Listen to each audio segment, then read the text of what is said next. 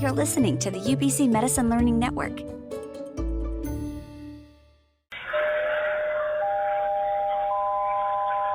Hello everyone, welcome to Metamorphosis. My name is Tina. And my name is Faizan. Here on the Metamorphosis podcast, we are interviewing various physicians across BC with the aim of learning more about their specialties and helping us navigate our medical careers. We have a very special guest joining us today, Dr. Simon Moore. Thank you for joining us. It's my pleasure. Thank you.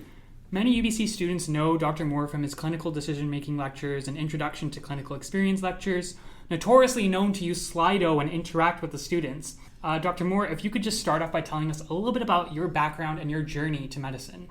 About how I never wanted to be a family doctor, and now I'm a family doctor? Yes. Precisely. Okay, sure. So when I started medical school, I was in the class of 2010 at VFMP in Vancouver, and I swore I was going to be either a general surgeon, maybe a trauma surgeon, or an emerge doc. And never in my mind did I ever consider that family medicine was going to be something I'd have any interest in. I thought it was just sitting in a clinic from 9 to 5, seeing hypertension over and over and over again with maybe some colds. And that was my conception of it. And it was actually through the course that I'm now one of the directors for, through family medicine in second year, that I suddenly realized maybe there's something more to family practice. And it actually took me years to learn, what is a family doctor? What does a family doctor do? What does a career in family medicine look like?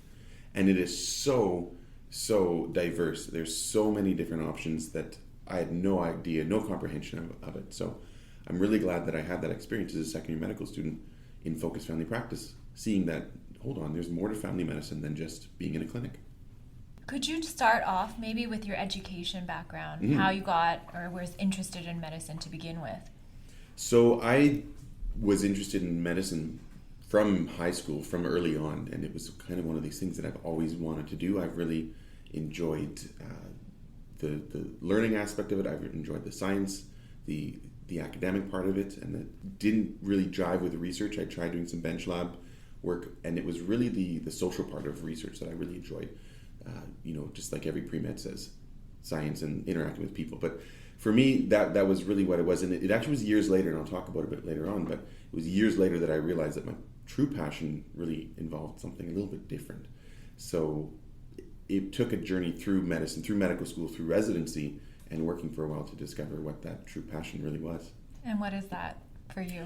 So I probably should have been a teacher, to be honest. And the beauty of family medicine is that I can do as much or as little teaching as I want. And I got to a point in my career when I said, I want to be doing more teaching, and I want to be getting paid to do more teaching. And that actually opened up the venue to be a bit entrepreneurial and to start a teaching company. And so that really opened my eyes that being a family doctor, again, doesn't mean being in a clinic for 40 or 50 hours a week. There's so many different opportunities. And coming full circle, it's kind of interesting. The Latin word for doctor is docere, and it means to teach. Which is surprising because some doctors are terrible teachers.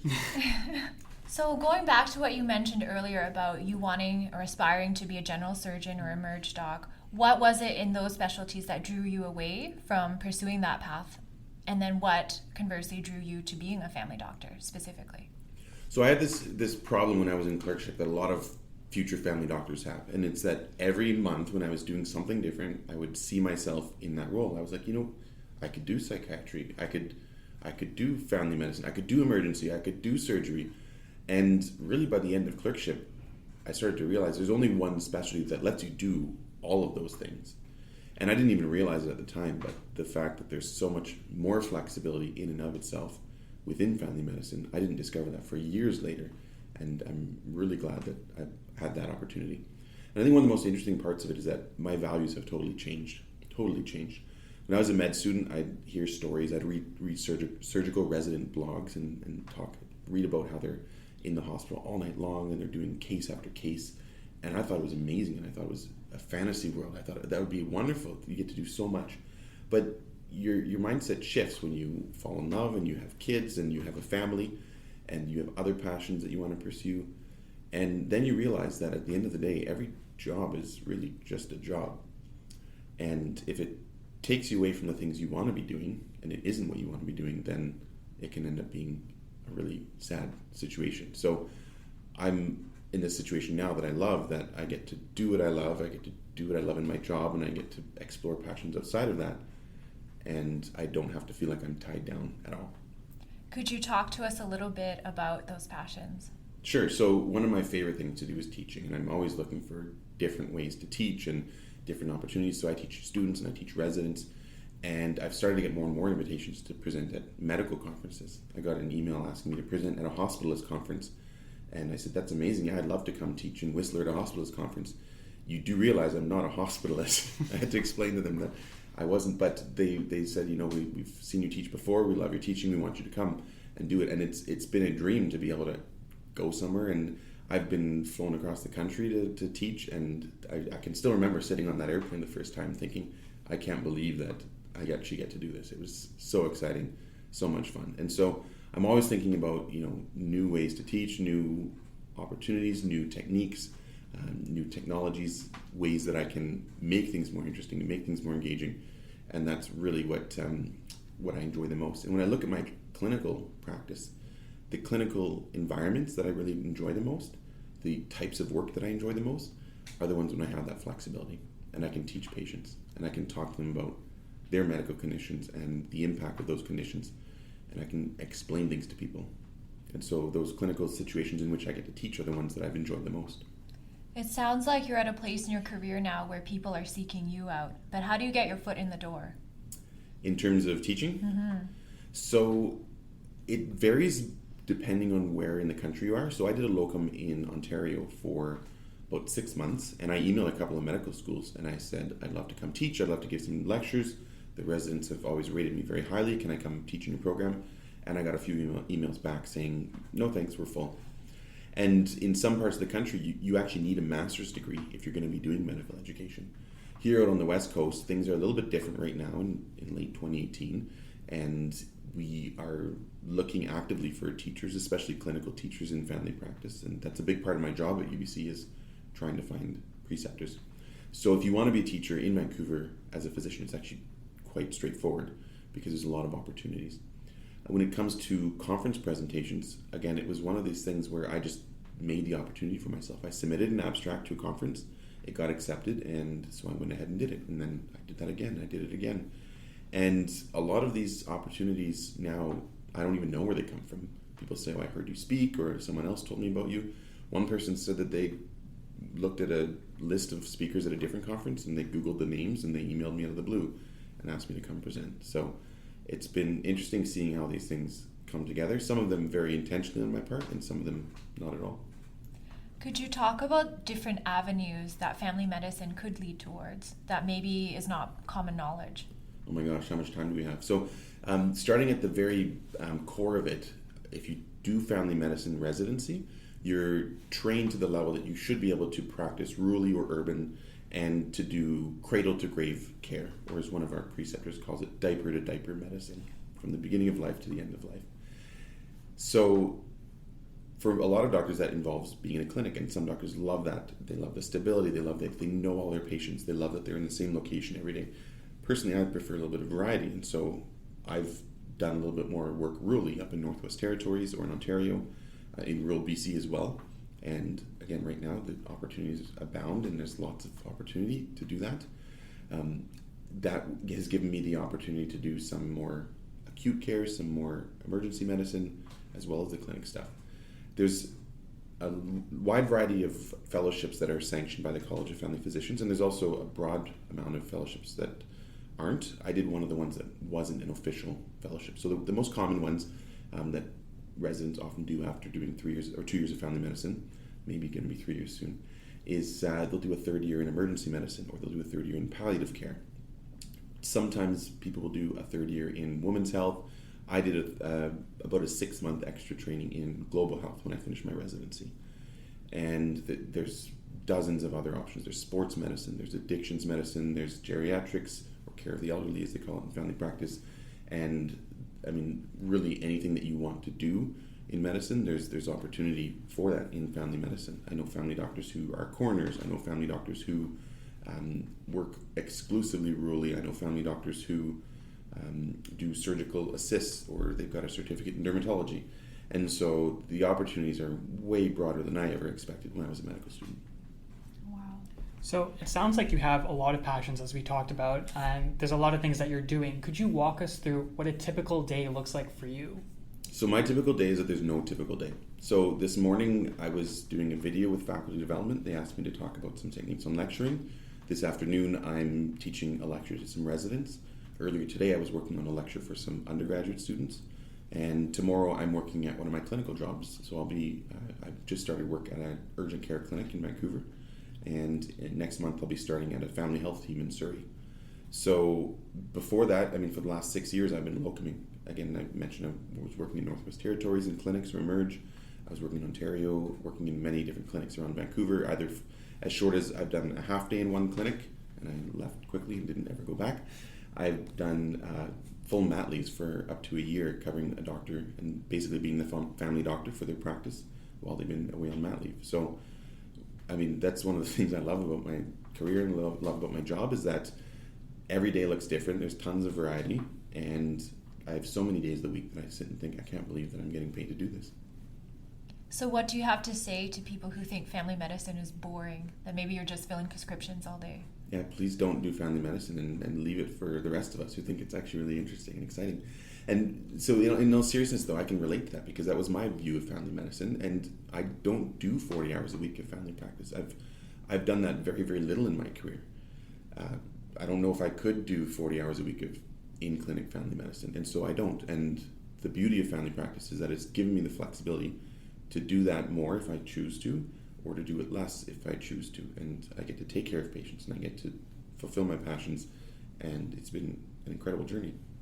What are some of the challenges of being a family doctor? So there's a wide variety of challenges in family practice. We are jacks of all trade, but masters of none, as the saying goes. So there's really very few things that I know inside and out. You have to get used to uncertainty. You have to get used to knowing when to refer, who to refer to, can be even a big challenge in clinical medicine. And this is something that you struggle with when you're in residency, but near the end of my residency, I knew I was ready to practice because I realized, I don't know how to manage everything. I don't know how to treat or diagnose everything, but I feel like I've been well prepared in the most important things and recognizing the most important things and recognizing when to seek help and when to go beyond. And so that's, I've spoken to many specialist colleagues who say, I couldn't do general practice, the uncertainty, having to know so much about so many different things. Whereas for me, I don't think that I could do a day as a specialist knowing that it's the same thing, and being an expert in one area is something that isn't my personality style. Other challenges of family medicine. So as a locum family doctor, it can be really hard to move around all the time. It can be hard to be away from family. That was something that I had to deal with when I worked up north a bit more, and that's one of the reasons I don't work up north as much. It can be challenging when you're applying for a mortgage and they say, where's your pay stub? And I pull out one from working up north and one from a clinic here and one from a clinic there, and then I pull out 6 or 7 from University of British Columbia because I get paid very different ways for all the different work I do for them. So the administrative side of it can be a challenge as well. There are some of these aspects of the hidden curriculum that people talk about. I've had med students tell me that they go to clerkship and they hear things like, oh, you're too smart to be a family doctor, which is a real shame that people disparage other professions in that way, that there's an impression that being a family doctor is something you do if you can't get into anything else. Fortunately, I think that medical students are becoming wise to this, and becoming a family doctor is becoming more and more competitive, and it can be harder to match to family medicine because people are starting to realize that there's a lot of rewards, there's a lot of flexibility, but there's also there's a lot to be said for doing primary care. So as you kind of touched on, there's this culture amongst medical students about family medicine and their perception of what it is. And a lot of students talk about how you need certain traits to be a specialist or a certain personality to be involved in primary care. Do you believe that to be true, or do you feel that it's quite diverse in the field? Well, I can't speak out of both sides of my mouth because I know that match day was one of the most fascinating moments of my life. Watching these people that I've come to know very well for 4 years and seeing them all get shoehorned into their little boxes and being like, yep, that person definitely an orthopedic surgeon, that person definitely a nephrologist, that person definitely a pathologist. And seeing these people get into their boxes, it was really, really interesting. But the fact is with family medicine is there were a lot of people in my class that matched a family that we were like, oh my gosh, that person did family medicine. And they'd say, yeah, this is what I've wanted to do. This is what fits my personality, what fit my passions. Some of the smartest people in our class matched to family medicine, and it kind of shattered my paradigm that, oh, family medicine is just one small area of medicine. When in fact, it's hugely diverse, and it can attract and fulfill the careers of many different people, many different personalities. Do you find those people that you're talking about now, are they satisfied in their jobs years later? Absolutely, yeah. I know one colleague who didn't match to their chosen specialty, and they ended up doing family medicine. And they told me later on that it was the best thing that could have ever happened to them because of all the opportunity now. And when they look at the things you don't think about as a med student, or the things that you don't hear about as a med student, the realities of what's it really like year after year after year being on call all the time, or having a frequent call schedule, or being told there's no jobs in this specialty in the town you want to be. And I mean, I was disillusioned when I was a med student too. I used to think it was a dream to be in the hospital all night, every night doing surgery. But as you age and as your values change and as you mature, sometimes those things stick with you and sometimes they don't. Do you think there's any way to know if your values will change in that direction? Can you predict it? I wonder if it's really that my values changed or that I just hadn't really accepted them. So I think that the two most useful exercises are to ask yourself, where will you be in 5 years? Which I always hated that question because I didn't know the answer. But when I look back and think about it, that was my answer, is that I love variety and I love not knowing the future, and I love knowing that, if I want my career to change on a dime, then I can do that. And family medicine has given me that opportunity. If I want to do more teaching, I can. If I want to do more clinical, I can. And the other exercise that I think would be really useful early on in your career is to sit and think, in a perfect world, money's no object, I can do whatever I want, what would my ideal week look like? And I did that exercise a brief while ago, and I mean, at first glance, I used to think like, oh, if money was no object, what would I want to do? I'd want to sit around and do nothing because I wouldn't have to worry about paying bills. But then I realized that wasn't true, and that even if I didn't have to pay the bills, I probably still would do a bit of clinical medicine, and I would probably do a lot of teaching. And yeah, I'd spend more time with my family, and I'd spend more time doing some of the other things I enjoy. But when you think about it, as a career in family medicine, I've been able to say, well, I can actually move very close towards that view of what an ideal week looks like. And so I think that it's valuable for a student to do that early on, because you may be surprised at the answer that you get. Just bringing it back to our previous question, do you find there is a certain personality type more suited to family medicine? I don't think there's one personality for family medicine, because there's so many diverse and different careers within family medicine. There's so many different opportunities. I mean, maybe there's some people who are more suited to doing emergency medicine after they do family medicine. Maybe there's people who are more suited to doing research in family medicine. But family medicine is so broad that it's really difficult to capture one kind of set of characteristics or traits that would make up a good family doctor. So when you see a medical student who's working with you, who do you want to work with? What are those traits that you pick out and you're like, this is someone I could see myself working with in the future? So I just went through all of the passports for the second year class, and there was a couple of students that the preceptors took the time to write and make a comment about, this student was exceptional and they really stood out. And when you see comments like that, they never talk about this student could name all the factors of the clotting cascade, or this student knew every drug in every class. It's really more about how do they connect with someone. And I heard it in an emergency medicine podcast about how no one's ever going to ask you for your diploma. And it's true, no one's ever asked me as a patient to see my degree or my college license. And nobody cares how much you know until they know how much you care. And it sounds cliche and it sounds ridiculous, but I had a period in my career when I was working really hard and I was focusing on just getting the job done, and I realized I was losing that part of medicine. I was losing that part of what makes a good med student. I wasn't doing it because I was just trying to get the work done. And when you stop and think about, the patients don't even care if you make the right diagnosis 100% of the time, but if you've heard them out and you've listened to them and they know that you're going to be with them every step of the way and that you're there to support them and understand their perspective, that can be infinitely more valuable than here's the 10 things you need to do, have a nice day, goodbye. So we look for those things in our medical students, and that's how we know a med student is exceptional, is when they can take the scientific knowledge, which all med students have. They wouldn't be med students if they didn't have that. But they take the time to think about how is this going to affect the patient on a deeper level, or what's really important to this patient, or even just what's something about the patient that I didn't know before. And I think my favorite question about that is from Atul Gawande. Dr. Atul Gawande, he gave an address at a graduating class, and he told the students, ask every patient an unscripted question. When you have an encounter with a patient, ask them something that isn't part of your typical CHF history or your renal failure history. Ask them about a career choice or a hobby. And you start to see your day as being full of fascinating, interesting people, as opposed to being the CHF in bed 4 and the renal failure in bed 6 that you've got to get through so that you can get home at the end of the day.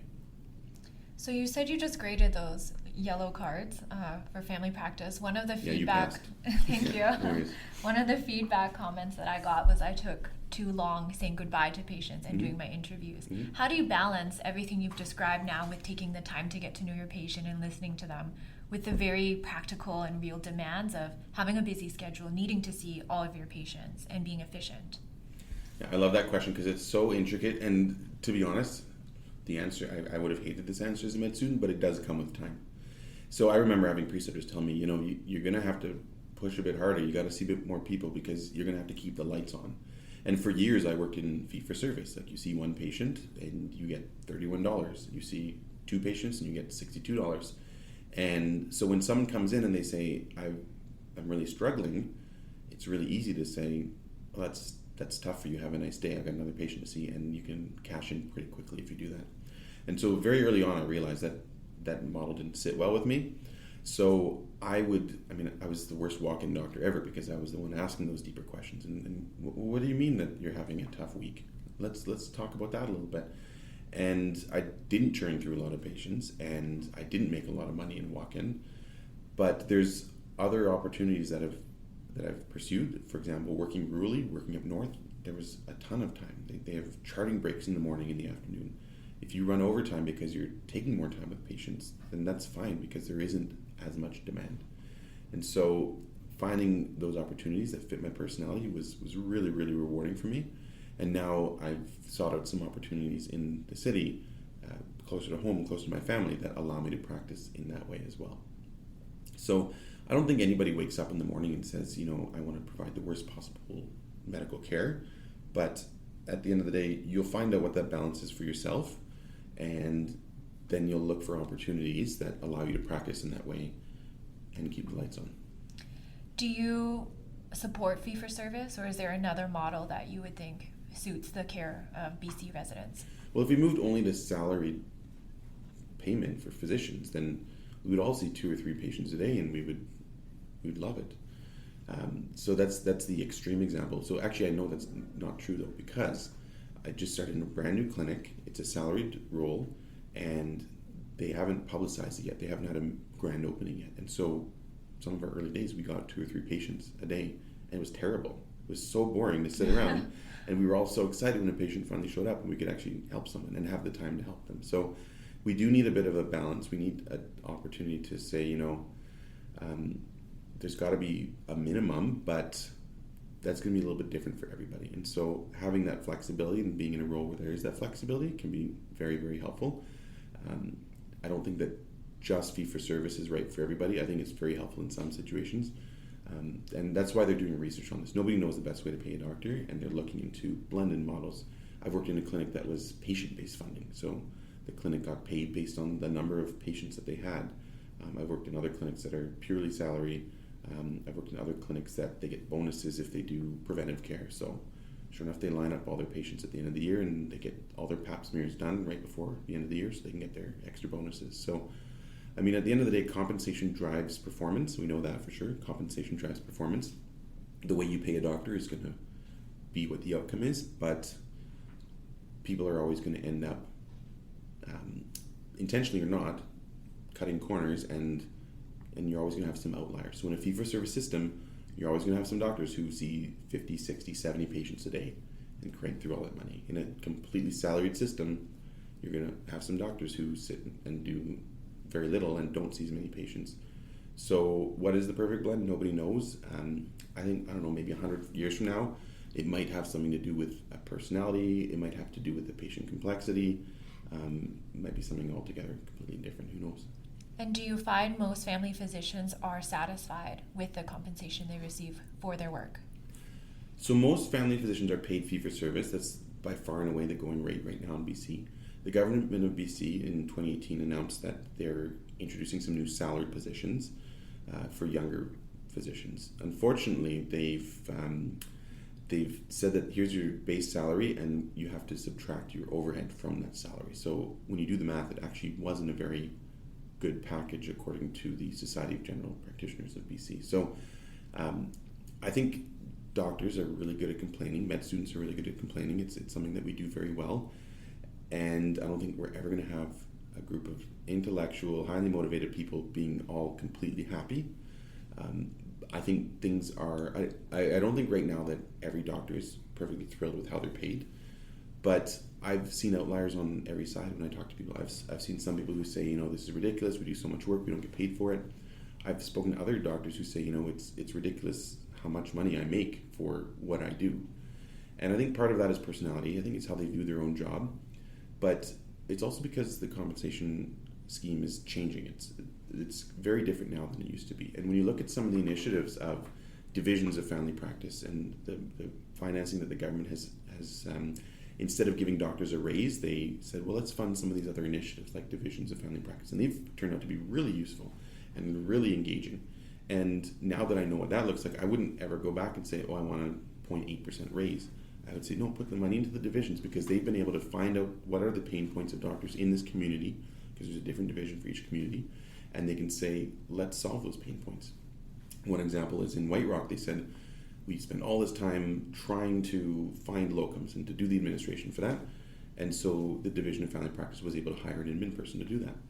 In other communities, they say we have so much trouble finding a good specialist, which specialist is available, which has a short wait list.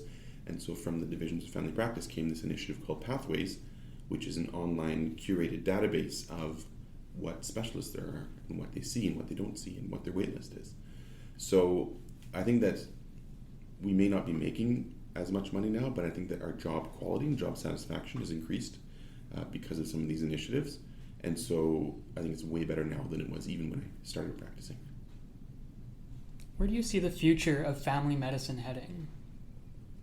So the College of Family Physicians has really pushed this initiative called the Patient's Medical Home. That's been one of their biggest projects, and they've gotten a lot of buy-in from the federal government as well as provincial governments. And now we see in BC, we are starting to see some more models of the Patient's Medical Home. So no longer is it just one doctor puts up a sign, sees patients in their office, and is very isolated, but instead it's a bit of a community in which there's a team that takes care of the patient. And there's a lot of different ways this is implemented. In Ontario, I've worked there where they've done this. It's been done in Alberta. It's being started up a bit more in Vancouver, in Surrey as well. And so I think that we are seeing an era in which patient care is being moved out of the hospital into the community, into the home, but it's also being moved out of the subspecialized areas and more into primary care teams. And why not have a primary care team take care of something which we know improves outcomes and we know it is cheaper in the long run, as opposed to admitting someone to the hospital and getting it done there. So that's definitely been the trend in the last few years, where primary care has been going. Where we're going to end up in the next few years, or 5 years, or 10 years, I think it's going to be really interesting because doctors of all varieties and doctors of all specialties are different now, because no longer do we live in an era where the smartest people got into med school, period. Now there's so many other factors, and you've got to have an impressive application, and you have to have climbed Kilimanjaro or cured a few forms of cancer, because just one isn't good enough anymore. And so when those med students graduate, well, they want to climb K2, or they want to climb Everest, or they want to cure a couple other forms of cancer. They don't want to live in the hospitals. They don't want to spend all of their lives just seeing patients from 6 a.m. until 9 p.m. And so I think as the workforce, as medical students become doctors, and as doctors want to pursue work-life balance more effectively, I think that medicine's going to have to shift, because we do have a very similar number of doctors now than we used to have. but it's doctors are seeing patients in very different ways than we ever did before, and so the system's going to have to shift to accommodate that. And what does work-life balance look like for you? So my personal view of work-life balance is that it's a complete and utter myth, and that you absolutely should not strive for work-life balance. You should accept the fact that you are going to fall on one side or the other. And once you embrace that fact, then you view the whole situation very differently. So I like to think about, what do people say on their deathbeds? I wish I worked more. I wish I spent more time at work. No, never. People say I wish I spent more time pursuing my passions. Right? I wish I spent more time with my family. And so I've deliberately tried to lean towards that side of the pendulum. And that creates stress in and of itself when you've got mortgages and you've got student loans to pay off. And I have not paid mine off nearly as quickly as other doctors have. But when I think of what the other option is that, well, I could have paid off my loans very quickly if I didn't see my family ever, but then I might not have a family anymore. So that's my perspective on work-life balance. It doesn't exist, and so pick which side you're going to fall on and embrace it. One of the big advantages of doing family medicine that you mentioned is the huge variety and the opportunity to be able to pursue your different interests within medicine. Is there a specific area of medicine that you absolutely cannot dip your toes into through family medicine? It's hard to answer that because you think about some things like surgery, but if you go rural enough, you can do extra training. You can do surgery as a GP. You can do GP surgery. You can do appendectomies. You can do C-sections. I mean, as a family doctor, you're never going to be doing brain surgery legally. You're never going to be doing complex management of neurological conditions or endocrine abnormalities. So there are definitely some areas that you can't dive deep into. But when it comes to most of it, you can get quite deep. You can get deep into research. You can get deep into sports medicine. You can get deep into some technical procedures. You can even get certificates of added competence or specialize in some areas and do consults. You can do consults in dermatology, or you can do consults in palliative care and be seen as a form of specialist in your own right, based on your experience and your training. So that's the beauty of it. The other advantage too is not only is there flexibility within the career, but the flexibility can be very abrupt. You can very quickly change focus. You can very quickly change gears. When I was interested in doing a bit more rural medicine, I spoke to some doctors, and one doc I spoke to, she said she'd worked in a city clinic for dozens and dozens of years, and near the end of her career, she said, I want to do some rural medicine, and she was able to get some training and go and do it. So yeah, there's flexibility in some specialties. I mean, when you say the word surgeon, there's hundreds of different kinds of surgeons that you could be. But if you become a general surgeon, or you become an endocrine surgeon, or you become a pediatric neuroendocrine surgeon, how quickly can you change into a different career and find work in that specialty? It's a lot more challenging with those than in family medicine. So I think at the end of the day, it's a personality thing. I don't think that it's bad to become a specialist. It just wasn't for me. It wasn't my personality. And I very, very highly value my specialist colleagues and really appreciate the support they give, especially the ones that really get what it's like working in rural areas and can really provide useful support. But at the end of the day, I'm really glad that they do what they do, and I'm really glad that I do what I do. So just switching gears a little bit, going to medical education, you mentioned that you're very passionate about this, and I know that you've also said, quote unquote, that you've declared wars on boring lectures. I was wondering what you think of the future of medical education is at UBC or in general. The nice thing about medical education is that it is changing, and that I've seen, even in my short time at UBC, I've seen initiatives where at the high level and at the micro level as well, that it's no longer okay to stand up in front of the class and do a boring slide deck of 350 slides in what's supposed to be 50 minutes, but it takes 65 or 70. You just keep going on. Thank you for saying that. So, I mean, I lived through that as a student, and that's how medicine used to be, and it still is in some places. But like I said this morning, I was talking with faculty development, filming a video for them about how do we give better lectures in undergrad and how do we give better lectures at conferences. And there's not a lot of funding for, here, take 6 hours and revamp your lecture and make it better. So we need people who are passionate about that and who can recognize that it's not okay to teach in the old-fashioned way. But I think as we accept more people to medical school who have more diverse backgrounds, we're going to have more people who are naturally passionate about and attracted to high quality education. And the nice thing is that there is research in this area. So I change things that I do because I've seen publications that say this doesn't work or that doesn't work. And as we gain that body of knowledge and it becomes more well recognized that high quality medical education is valued, then I think things are only going to get better. As a family physician working in both an urban setting and up north, and with a wide variety of things you do see in your practice, where do you think we need the most help in our BC healthcare system? We need primary care yesterday. There's so many people who don't have a family doctor. And, when I was in medicine, I used to think it would drive me nuts having a patient come in and say, oh, I've had this headache for years and it's not going away, or, oh, I need these forms filled out. But now that I've done the job, I realize how much I can help people. And I can realize if option A didn't work, there's option B. And if option B didn't work, there's option C. And if I don't know what option D is, I can talk to someone who does. And I've really, really enjoyed that experience of being able to help people and really get to the bottom of their issues. And there's so much that can be done at the primary care level. And if we had more family doctors, and if everybody had a family doctor, then we wouldn't have people showing up to emerge to get things done. Or we wouldn't have to have specialists managing minor conditions. And I'm not saying that they're not skilled or capable, of course they are. But if you think about if every neurologist was able to delegate a lot of the work that they did to primary care providers, if we had enough of them, if every gynecologist wasn't doing contraception, if every internist wasn't managing tons of hypertension, well then they could see the more complex things and they could have shorter wait lists and patients would be better served at the end of the day. Do you have any final words of wisdom for students transitioning to clerkship or residency?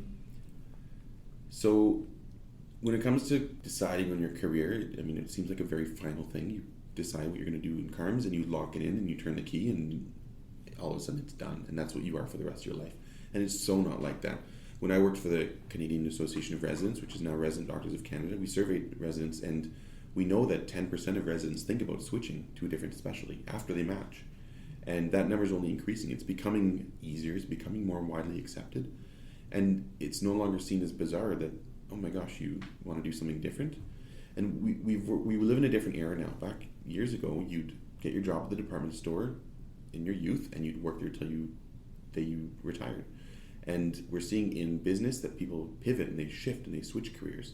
And in medicine, people are doing that more and more now as well. So I think that just because you may not know perfectly what you want to do today, that's fine.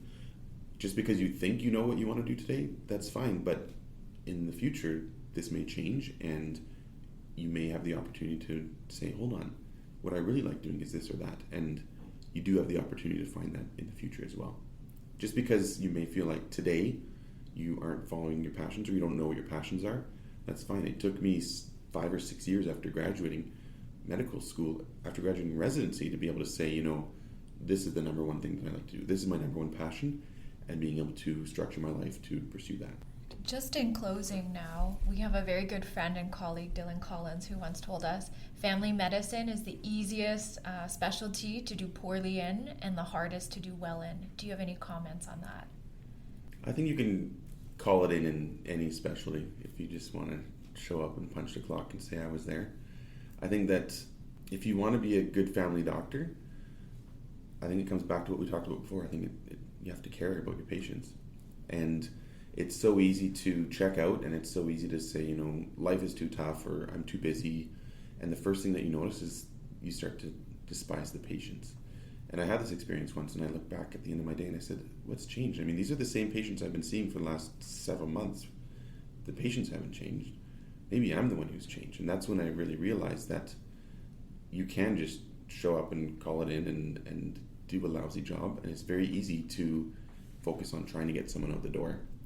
And it takes a lot more effort to say, hold on, no, let's dive into that problem and let's help you solve that. And the challenge with that is that it takes a lot of time to do that, time that you could be doing a lot of the other responsibilities you have. And it also takes a lot of emotional energy, especially when you may have a patient who has a condition that means that it's difficult to treat them or difficult to talk to them. And when I have those experiences, that's when I really try and stop myself and I say, hold on, why am I getting frustrated? A lot of times the patient can't help it, or it's nothing to do with them. And having to stop and think about, am I treating this patient the same way that I would treat everybody else?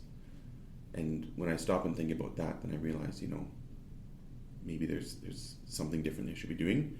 Maybe there's a better way I could be helping this patient. And unfortunately, that takes a lot of effort to do that, and it can be emotionally draining.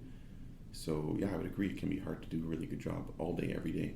But if you're in a situation where you're pursuing your passions and you love your days and you love going to work, then it can be very rare that you actually end up resenting your days.